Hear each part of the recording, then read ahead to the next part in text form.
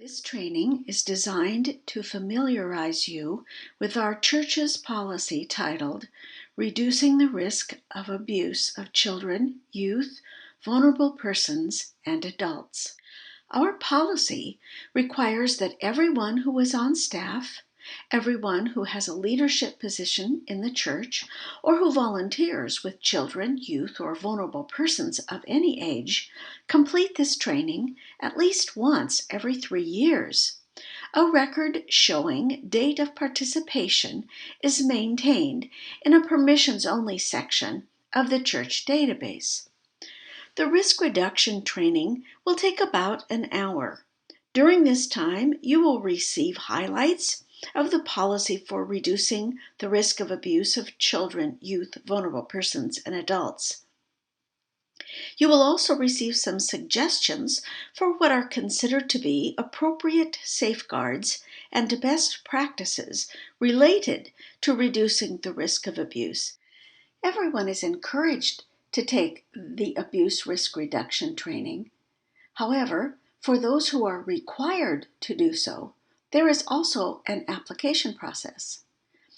If participating in this training is a requirement for you, you will receive a packet of forms to complete. One person on staff will complete the screening process for you. That includes a reference check, a criminal background check that will identify any felony charges and eliminate the possibility of your name being included on the sex offender registry. Turn in your forms to the church office. If the office is closed, place your completed and signed forms in a sealed envelope and slip it completely under the door of Melissa Houston's office. Also, to work independently with children, youth, and/or vulnerable persons of any age, a volunteer must have been an active member of this church or transferred as an active member from another congregation for 6 months. New attendees and new members are encouraged and welcomed to volunteer, but alongside a staff member or a long-standing member of the church serving in the same way. One of the most critical safeguards for everyone involved is that when you are working with children, youth, or vulnerable persons of any age, there be 2 adults present whenever possible. The room or area where you are working should be visible, with doors and window curtains open wherever possible. When youth are making up a portion of those caring for younger children, it is always preferable that there be at least 2 youth present. Also, when you are helping, there should still be an adult-to-child ratio of 1 adult for every 4 little ones in the nursery, and 1 adult for every 6 children elsewhere. Volunteers may notice that a staff member or someone designated by a staff member is unobtrusively checking in with each Sunday school class on a routine basis. This is a safety provision within our policy. When overnight activities are planned, appropriate adult coverage with a minimum of 2 adults present from the church is required. The recommended ratio of adult supervisors to youth is at least 1 adult for every 10 youth. Of course, for overnight activities, there must be at least 1 adult supervisor for each gender, even if the number of youth of that gender is limited. There should never be an overnight situation where 1 adult and 1 youth are alone. In this instance, follow the 2 adult recommendation.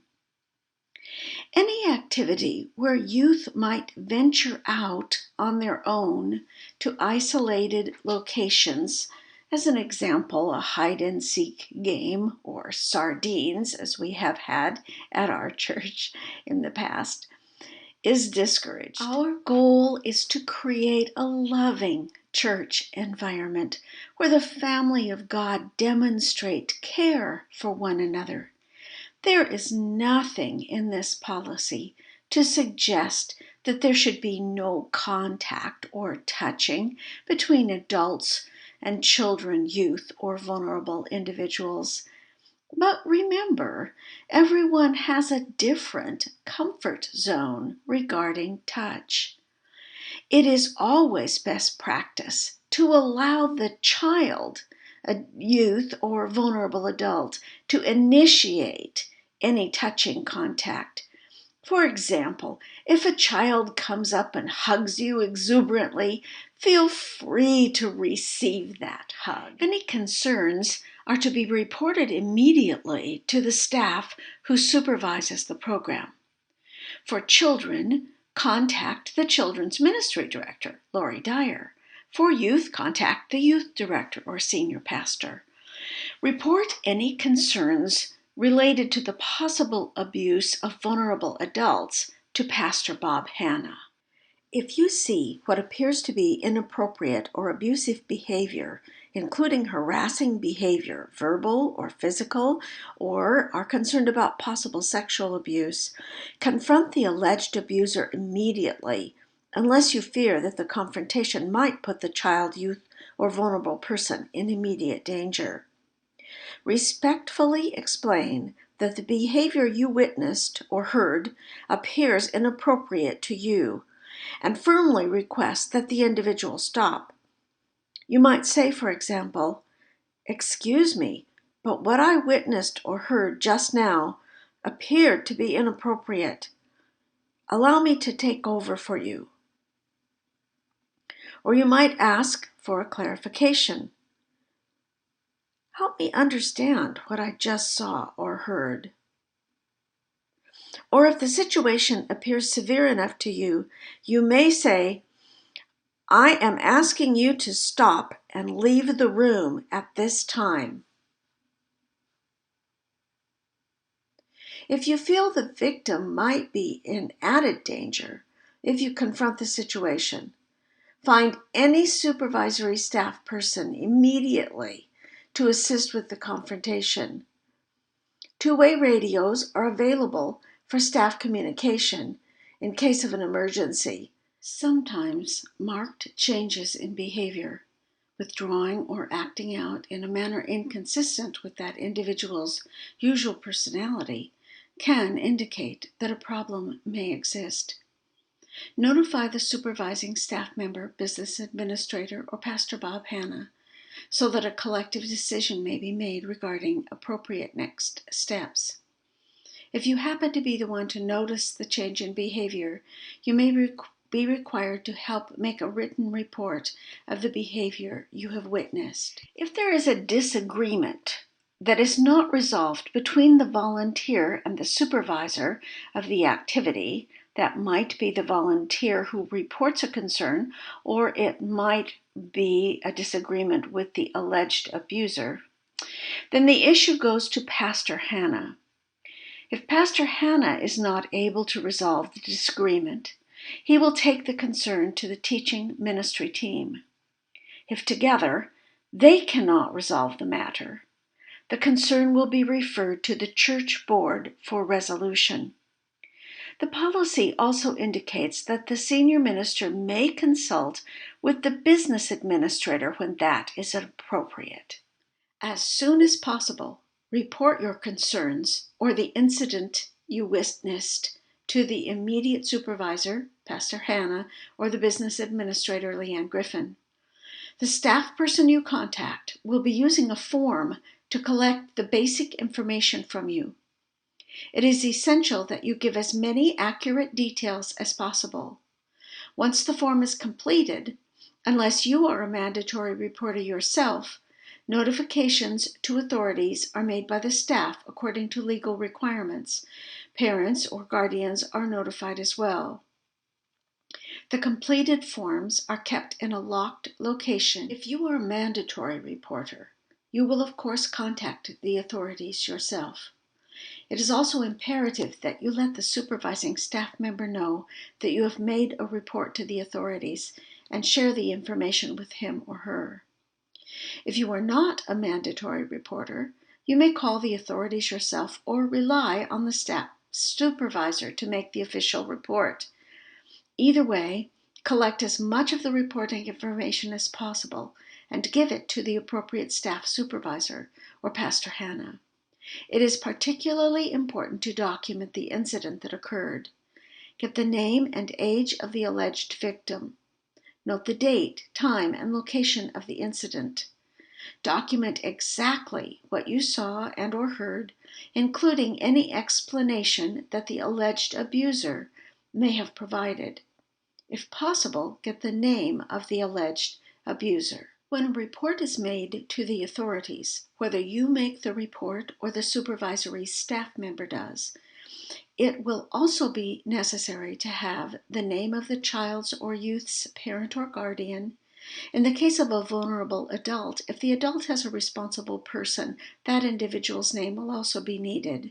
The victim's address is needed, and any evidence of previous abuse is needed. The staff supervisor should be able to access some of this information if it is not readily available to you. As a witness, your contact information is also required. Any allegation of abuse is taken seriously and immediately investigated. Confidential, written documentation of every action begins when the allegation is made. The alleged abuser is to be treated with dignity and support. If the alleged abuser is a volunteer or staff member, the church will take the necessary steps to address the allegation and provide a safe environment. Such actions may include, but are not limited to, an investigation, suspension, or other discipline, up to and including termination. These decisions will be made by the church on a case-by-case basis. The senior minister or chair of the board, if the senior minister is unable to fulfill the duty, reports the allegations to the church attorney, the regional church office, and the civil authorities, as directed by the law, by the attorney, and by the insurance company.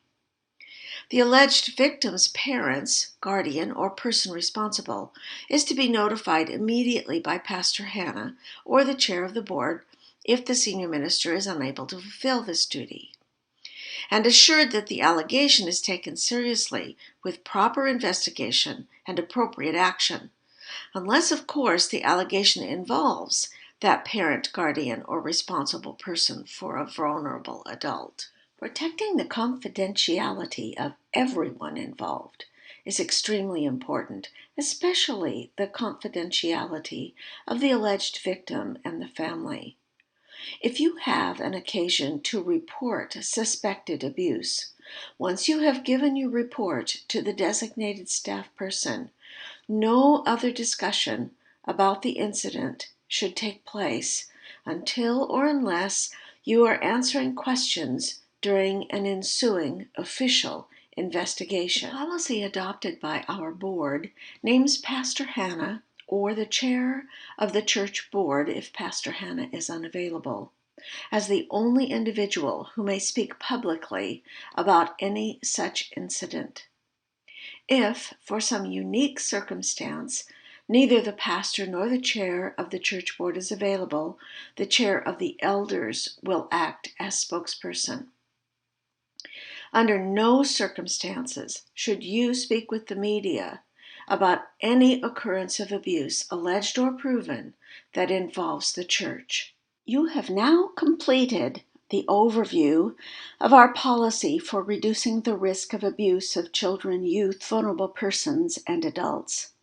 There are a number of excellent resources providing additional information on this subject.